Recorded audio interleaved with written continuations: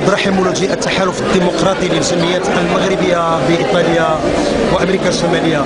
كما شاهدوا الوجود والحضور ديال السيد الوزير الاول بن كيران كيأكد بان المغاربه بالعالم فلهم الحقوق، بالاخص الاطفال لهم الحقوق الكامله كما يتمتع بها المغربي داخل الوطن. ونحن الان في لقاء خاص بالجاليه المغربيه لدراسه كاع المشاكل التي تهم الجاليه المغربيه، وسنتابع ان شاء الله. شكرا.